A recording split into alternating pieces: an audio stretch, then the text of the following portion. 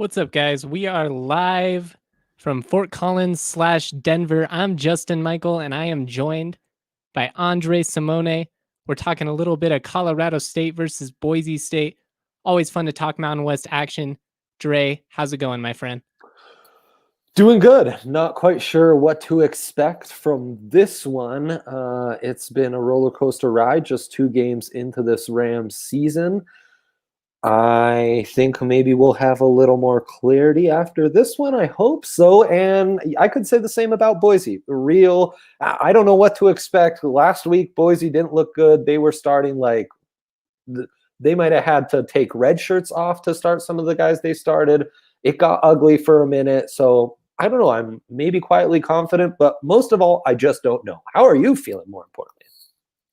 I'm doing good. It's at this point with all of the chaos that's happening in college football, all of the cancellations, just like when we get to game day, it's just a little bit of a moment of relief. All right, well, we've got this one because nobody knows at this point. You really don't, and it's so weird trying to cover a game like that. And you just mentioned the roster issues, and that's a big factor going into this game.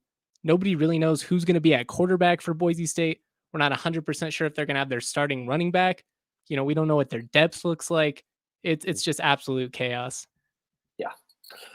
Yeah, and I mean, that's going to be the big question is what kind of firepower does Boise have? Because if it's the team we saw against BYU, I don't know. They seem beatable. I mean, the tough question is how much do you value that beatdown of Boise State? Obviously, winning on the blue turf is impressive no matter what, even if they don't have fans. But given, they already went into that game with their backup quarterback, Jack Sears, USC transfer. Mm-hmm. He only had 8 pass attempts before he got knocked out, and a true freshman had to come in. He played pretty well, all things considered. Yes. And that's kind of one of the things that the coaches were talking about this week. Just don't overlook Boise State just because they got beat down by what's probably the best, G5 team in the country right now. Right up there with Cincinnati, no doubt. And I mean, certainly one of the best quarterbacks in the country. And that played a big part in it. Yeah, Jack Sears, I thought looked good. He scares me if he does play. And yeah, I mean, I hope the coaches are hammering that home and the kids are internalizing it. I don't care who's playing. This is Boise in Boise. You cannot overlook this. You need to play the game of your life to pull this off. This is a massive scalp in the Mountain West, and it's gonna require some A-game football from the Rams to do anything significant tonight.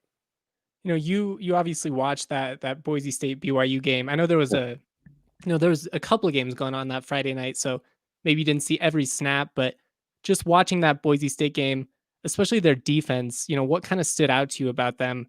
To me, it's kind of their athleticism, which is, kind of standard for Boise State at this point, I suppose. Yeah, I mean, it's typical Boise. They look pretty well coached. Really, that's the thing. That's why the Zach Wilson factor can't be underestimated, is that the BYU quarterback was able to do a lot of stuff off script, prolong plays with his legs, and get to his areas that way. In the first, 3-4 seconds of the play, the defense was set up pretty nicely. It took Zach Wilson and a pretty good BYU offense. That's also like the play calling's been really nice from BYU, was keeping them on their toes. But yeah, Boise's moving well. And I mean, they always stand out in the trenches too. They're never a team that it's like, oh, they're weak in the trenches. No, they've built that program up to a level where the standard on the line is going to be pretty high. The athleticism is going to be good. I really like their cornerback, Walker, is it? Mm-hmm. I think he's pretty impressive. So yeah, I mean, this is still Boise. They still got a lot of pieces, but yeah, that's kind of my assessment from that BYU game. Well, and I mean, if you're CSU, regardless of if Boise State just got beat down or not, you're 0-9 against them since they joined the Mountain West. So at this point, the series has gotten a lot more competitive over the last 5 years, aside from 2018, really. But basically, every game was a struggle for CSU in 2018. So Yeah. I don't point to it too much, but even last year, an 11-win Boise State team, they came into Canvas Stadium, and CSU challenged them the entire game. It was tied multiple times. Boise State ended up going up 10 late in the third quarter, and that kind of proved to be, just too far of an obstacle for CSU to hurdle in the end. But the Rams have been competitive in this series. It's just been a lot of heartbreak, and I can't help but think back to 2017. Did you watch that collapse of a game? I remember it vaguely. Remind me how that all unfolded.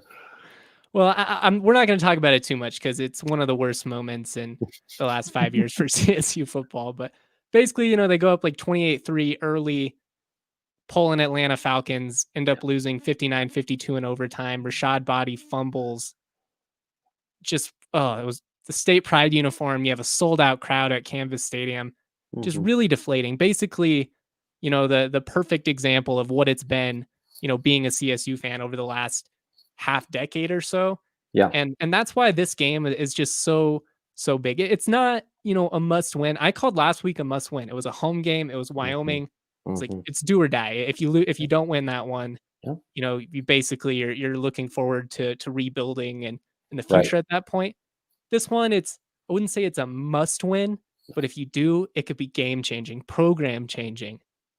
Well, back-to-back wins. I mean, you get the boot back. That was huge. We talked about how it's just like a Kickstarter to the Adazio era. That Wyoming game was so important. This whole other stratus. First year as a head coach with this kind of offseason, you're the first guy to get that Boise State W and do it in Boise. Forget it. I mean, that's really huge. Man, now you're talking me into the Rams. I mean, I know the spread is huge with 15.5, but I thought O'Brien looked really good. I thought that passing offense looked good. I've enjoyed the play calling. I think they found some good balance. Yeah. They're definitely better in the trenches. Lots of encouraging signs from CSU's offense and defense, which, I said, oh, the line's undersized. You were like, well, wait, they're going to get back some guys. Boy, was that noticeable. Yeah, I mean, and that's a great point. And we can kind of segue this into the keys to victory here because those are all going to be, kind of big factors. Right. In that Wyoming game, the defensive line, they were dominant, man. That was a really talented and an experienced Wyoming team that they were going up against. 6 different guys that had played, like 8+ games, I think, at least. So to go in and dominate the way that they did was very, very impressive. And it made all the difference in the world. Look, there's some issues in the secondary, and they're, they gave up some big plays, far too many, as Chuck Heater, the defensive coordinator, pointed out this week.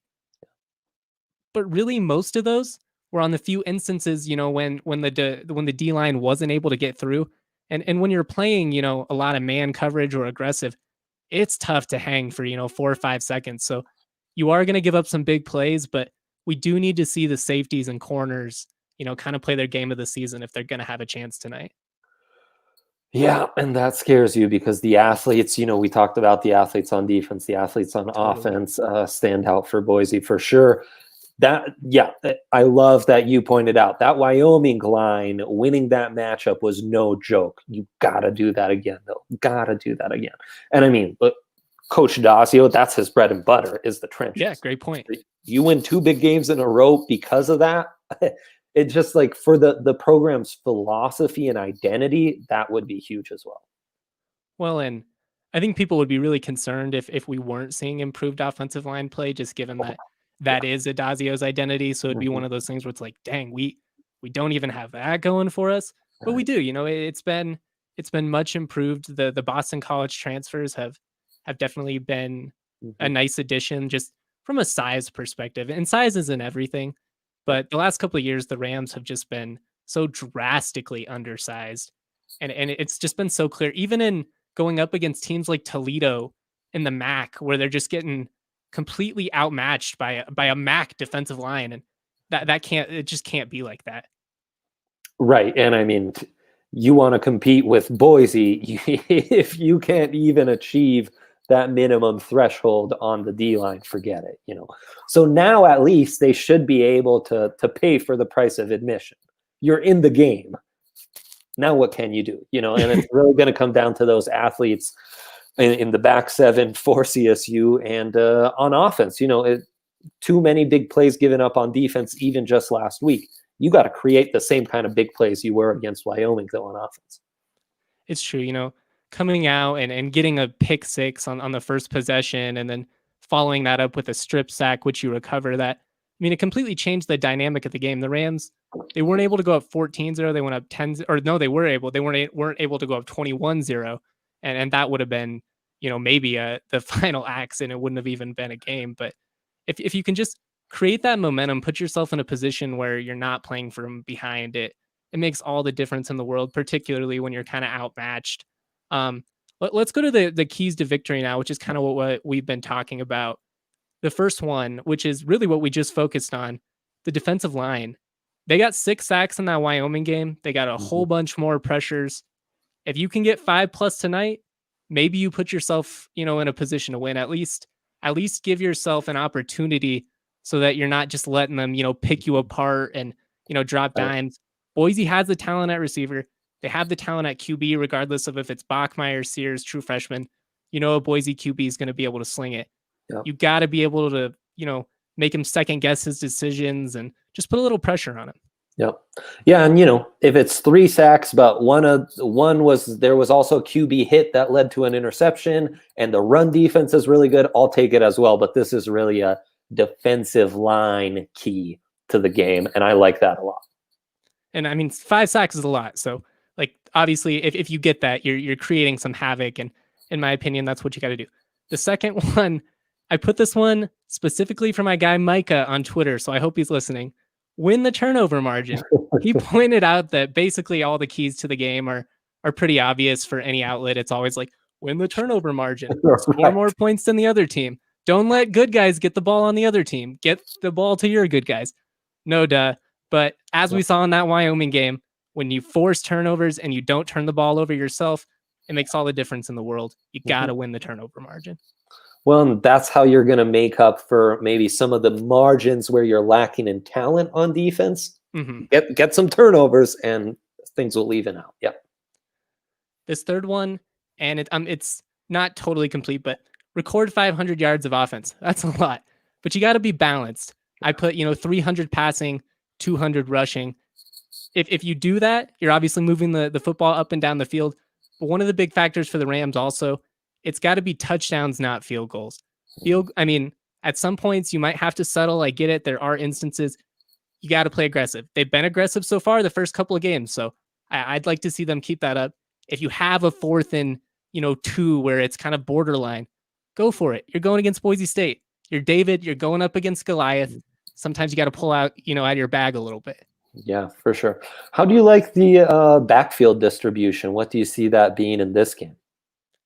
I think we're going to see more Ajon Vivens, to be honest. He looked great. He's been the most dynamic runner that we've seen so far. I'd like to see, Christian Hunter and, some of these other guys that they brought in, but I definitely want to see Vivens get the ball more because, what we've seen out of McElroy so far, it's not working. He's a great dude, great pass blocker, and so he is going to play, but Vivens has been much more explosive. They got to get him the ball, and Adazio kind of alluded to that earlier this week.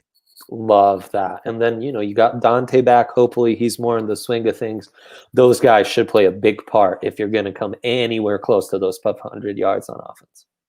Yeah, he came up big last week, 10 catches on 12 targets, 140-something receiving yards. Really just a huge game. Yeah. But we have a special guest joining us on the pregame show tonight, and I'm looking forward to it. Eric, the D-line. How's it going, buddy? It's going great. I couldn't be happier. Look at me here on the Rams pregame show. My mom said it would never happen, and she was wrong. Take that, Mom.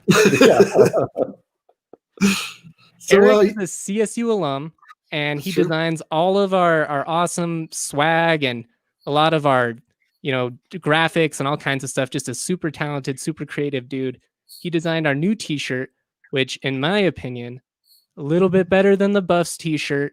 Both are very cool if you're into the Buffs or whatever. But that green and gold, the boot, just pops. Woo! That's gorgeous. What's funny is so the way that I work is everyone yells at me to make shirts all the time, but it takes me a really long time to sort of think of these things and have them matriculate in my mind and then actually be able to visualize it before I even start working on it. And I had the idea of this using the ram horn as a G. And initially I had it in my mind, it was with the phrase guys being dudes. But then I showed a lot of people that not everybody has bought into the guys being dudes thing. Right. And then I slowly turned it back into green and gold. But yeah, I'm really happy with it. It's gorgeous. I like the green and gold. Guys being dudes is funny, an all-time classic college football meme, and one that I can get behind. But the border war, it's bigger than Adazio. You know, it's green and gold. It's tradition. It's 100+ years, and that boot is finally where it belongs. Go get that T-shirt right now. If you sign up for an annual membership, use the promo code RAMS. You can get that T-shirt for free, along with a mask and a sticker pack. You get access to all our content. It's popping. Get on it. What do people want? Come on, sign up. We're giving you what you want. You asked for it. We gave it to you. Take it. Take it. The reason I wanted to get Eric on here, one, because he's hilarious and very opinionated, but also, given that he is a design guy, I figured who better to bring on to kind of talk about two things that I'm very passionate about: uniforms and turf. And so let's start with turf. Boise State, obviously the infamous Smurf turf, the blue field. Yeah. Very, very, it divides a crowd. We'll just put it that way. Eric, what do you think about the blue turf? Is it hot or is it not? I would call it, which category does an affront to God go under? Is that hot or not? Oh my. It's terrible. I hate everything about it. How can you have fake turf that doesn't even approximate turf? Like, what is I don't even. You can appreciate the fact that they've become famous for this atrocity, but yeah, like of all the things to be famous for, I mean, they have a successful football program, but like everybody knows them as the Smurf idiots. Like, so who's the joke on here? So it's bad. It's bad times. And by the way, I meant to ask you, why are you wearing red? It's CSU game day. Because winners wear red, baby. It's Masters weekend. I'm coming in with that Tiger mentality. Wow. I love it. I love that energy. Andre, do you have a counter to the blue turf? Is it hot or is it not? I think it's great. I dress absurdly in loud colors. I've been told I like to peacock. So I think Boise's well within their realm. I'd be for all colored turfs. You know, really? You should go all green. I love the Eastern Washington red turf. I get that it's very obnoxious and people are banning these things, but I'm all about obnoxious things that people are on the verge of banning. So yeah, your hot take is that CSU should have green turf, the color of grass. That's right. I actually have had Boise State fans tweet at me in the past when CSU's wearing their all green that the Rams shouldn't be able to wear an all green uniform because it clashes. It goes like too much with the field. And the galaxy brain memed. It just like, are you serious? Or, come on, man, look in the mirror. Wow. Yeah, that's terrible. What a terrible. Yeah, no, boo on this blue turf. Enough of this. It's absolutely awful. It's the worst thing in college football. It's nauseating. It makes me want to throw up. There's no part of it that is good. You're a dominant football program. I get that it's your thing. You can't get rid of it now because they branded too much around it. So if they did, people would raise hell. But I don't know. Whatever you have to brag about in your hick hillbilly state, shout out.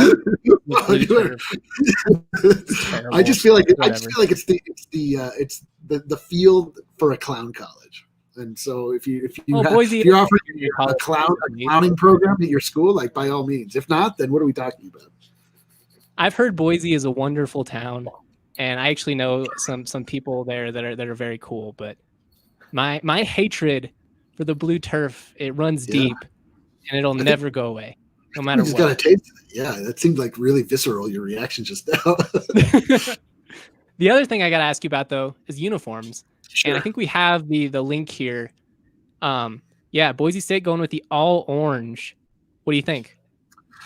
First off, oversized logos on helmets. I'm just so unbelievably out on. Like the Tampa Bay Buccaneers have this. It's just like football to me there's just so much tradition in the sport of football, especially when it comes to the look of football. I don't hate the idea of new life and new blood coming into sports like this, but to me it just looks and I blame this all on esports. Like this is like an esports way of designing a uniform where you just like want to make it like cool and super hot and like hot colors and everything. Like I'm just like a massive non-fan. Like I don't like their logo. That shade of orange is quite. It's a little too hot for me. Yeah, a little too hot. And when you pair it with the gray, like hot and neutral.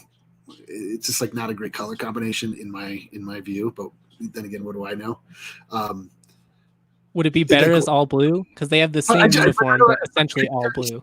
I didn't understand why are they so heavy on the orange? Like what's the thought behind this? Other than they just decided they were blue and orange, much like our beloved Broncos, and they went heavy in on the blue on the turf and everything. It's just, I guess, maybe just a contrast against their awful field. That's the idea. Yeah, it'll pop probably on against the blue, I would imagine, under the lights. I don't hate this one, to be honest. It's a bit much with the all orange. I think the orange pants are just too much. But I'm glad you brought up the oversized logo on the helmet, because I think those are dorky. Andre, what do you think about this? I mean, the aesthetic that Eric described that he hates from esports, that I was nodding my head like, oh yeah, that's my aesthetic. Loud and oversized. Yep. The tacky look is for me. So no, I appreciate it, but I can understand why Eric absolutely hates it. It's a real culture war we're having here on aesthetics, and that's okay.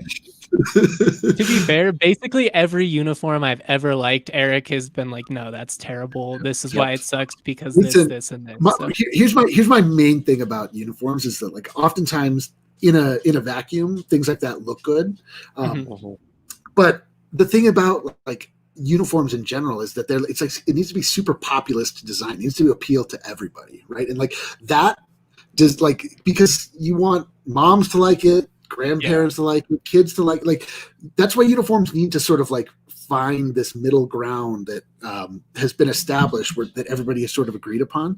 When you look at things like that, like I imagine the student body likes it and kids like it, but like no, I'm sure that the alumni, like, they don't like it. They don't want to wear a super hot, bright orange jersey. And so to me, that just like speaks to like sort of being blindsided or like short-sighted in your design process. You're just sort of like thinking about only one audience. And so to me, that's a failure, Well, that's so then let's talk the alternate jerseys, right? What's that? That's the deal with the alternate jerseys, is then they get all they're very like typecast. They don't appeal to everyone.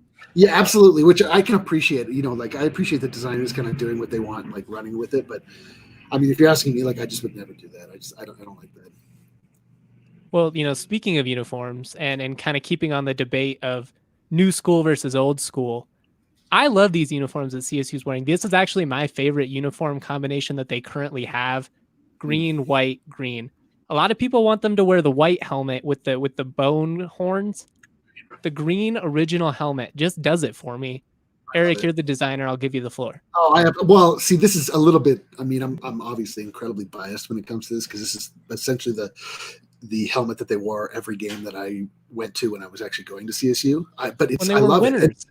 They were winners. And the other thing that I love about this is that the Rams, the professional Rams out of Los Angeles, have vacated this design. They like went through and they changed the Ram helmet style up. So now it's no longer like people can just say like, oh, it's just like the Los Angeles Rams. Like, it's not. Like, now CSU has this market cornered on this design, and it's as classic as it gets. Like, the way that those colors pop against one another, I just love it. It's like it's such a great look, and it just makes me feel warm inside when I look at it. Andre? It's a classic look. I love it. I'm more of a fan of the all greens, but I respect this green, white, green. I'm about it. Yeah, my favorite is what they wore last week, where you get this helmet, green jersey, and then the yellow pants, the gold pants.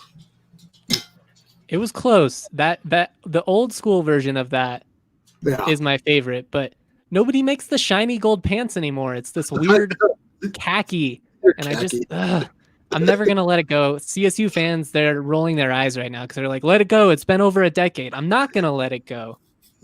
And Matt's like, yeah, better with the white helmet. Sorry, Jan. No, can't win them all. Except for this game tonight. This one we're going to win. This one we can win. We can't win them all. We're going to win tonight, baby. I'll say this. If they win wearing the green helmets, I don't want to see another helmet for the rest of the season. No. Including, and I love Ag Day, and people get mad about that. But if you beat Wyoming and Boise State wearing these helmets, you can't switch up. You can't. Oh my gosh. I'm so, dude, my CSU fandom sort of wax and wanes with the years, but I was so out on them after the first game. I was like, I cannot believe we went through this whole offseason with the Dazio. It was like all of these controversies, one after the next, but I just kept telling myself it was going to be worth it. We got this guy to come in. He's going to shore up, what CSU is good at, getting like big, lunky white guys to run down the field. And they just got beat down by Fresno, and it was so disappointing. And then last week, I'm completely back in. I'm 100%, like all sins were forgiven. I'm 100% on the Adazio train. I wanted to make the guys being dudes shirt. Like, I just loved what I saw. It just felt like the CSU of my youth. Like, it just felt like more smash mouth football. It wasn't like nearly as finesse driven. I loved what I saw out of the quarterback, O'Brien. I don't know. I'm excited, baby. Let's go. So you went full Dumb and Dumber is what you're saying. And you completely redeemed yourself. 100%. 100%. Like, I mean, truly, like, I couldn't even tell you how disgusted I was after that first game. I was like, what are we doing? Because we live in a world where we have to talk via Slack to a bunch of CU alums all the time. It's been a really tough. It's been a really tough little slid existence lifetime. Things have been rough. So just getting a little glimmer of hope that maybe there's going to be a little bit something to jump back on the horse with. Like, that's all I need, baby. I'm back, baby. Let's go. We're about 32 minutes out from kickoff, which means we got to talk a little bit of gambling before we go here. Andre, I believe it's a 15-point spread, you said? It has moved. It was 13.5. Then it went to 14.5. Mm-hmm. In the last hour, it's gone all the way from 15.5 back to 14.5. So we're staying at 14.5, but noticeable that there's been this much line movement. And it's because there's been some heavy money on Boise last I checked. I saw that RK posted in the chat that sharps are heavy on Boise State, but the public is heavy on Colorado State. Mm-hmm. Why do you think that is? Perception, how bad Boise lost last week in a big game, and maybe more eyes on CSU than we would have thought because it was a Thursday night game. There wasn't a ton going on, and they did pull off that nice upset against the Wyoming team that we got to remember pulled off the upset on Hawaii just a week prior. So Wyoming was kind of a nice betting target, and for them to really get humbled like that, I think has kind of changed people's perception of the Rammies. Total points by Colorado State 23.5, over under. I kind of like it's the over total 61.5. That's my bad. It's actually up to 62 if you look live now. I still like the over, whether it's 61.5 or 62. That's fluctuating. I just updated it and it's at 63. Love that over. Get it while it's still before it rises any further. But yeah, I like that a lot. Eric, any opinions on any of these bets? Yeah, I feel like the reason people are in on CSU is because that spread is enormous. It is massive, especially for a team that just lost by 40 at home. That's a huge spread. So, I mean, if I'm just the general betting public and I'm just trying to scratch my betting itch tonight, and I'm looking at a game where you have over 2 touchdowns as the spread, and what are both teams 1-1 coming in? What is Boise's undefeated? Undefeated. No, Boise lost. Well, no, yeah, I guess they just lost to BYU, huh? Duh. Yeah. No. Both teams 1-1. Are they 1-1 or are they 2-1? Have they had 3 games so far, or just 2? They're 2-1. Yeah, they've won 2 Mountain West games and they lost to BYU. Right. So yeah, I mean, I imagine that's why people are hammering CSU. Like that would make sense to me. Interesting, these lines fluctuating, the spread going back down to 14.5, the over going to 63, even the Rams total points going from 22.5 to 23.5. I know it's minor movement. That makes me think maybe we're finding out that Boise won't be at full strength, though, Justin. Ooh. And that's a huge factor as well. That's if you're looking, for some value, obviously the money line for CSU, there's going to be some value there. But just to cover, I kind of like it. Oh, baby. Yeah. I can't believe the Rams are going to win, and I'm going to make a bunch of money, and we're going to sell a bunch of CSU shirts. It's going to be a great night, fellas. Let's go. It's going to be a great night to be a Rams fan indeed. Before we go, 14.5 points. Andre, Boise State or CSU, who's covering?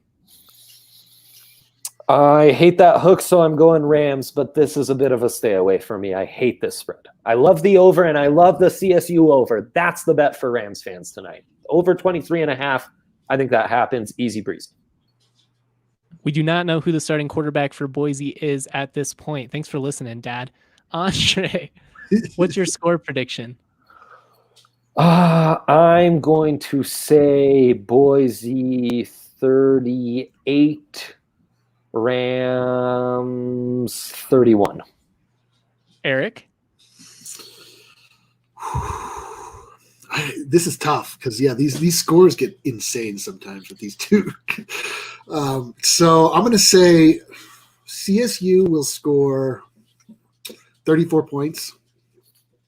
Boise State will score 31 points. Barn burner, fellas. Barn burner.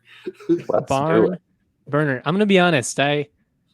I came in fully intending to take Boise State.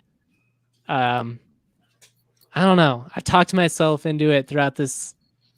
CSU gets the dub. We're wearing red. Winners win. 41-34. They win a shootout. They win a dumb game. Trey McBride, multiple touchdowns. Dante Wright, 100-plus yards. The best we've seen out of Patrick O'Brien yet. At the end of the day, might as well live optimistic. Let's do it. Guys, thanks for joining me. We'll be back next Saturday, assuming that game happens. Knock on wood if you're with me. Go Rams. Go Rams.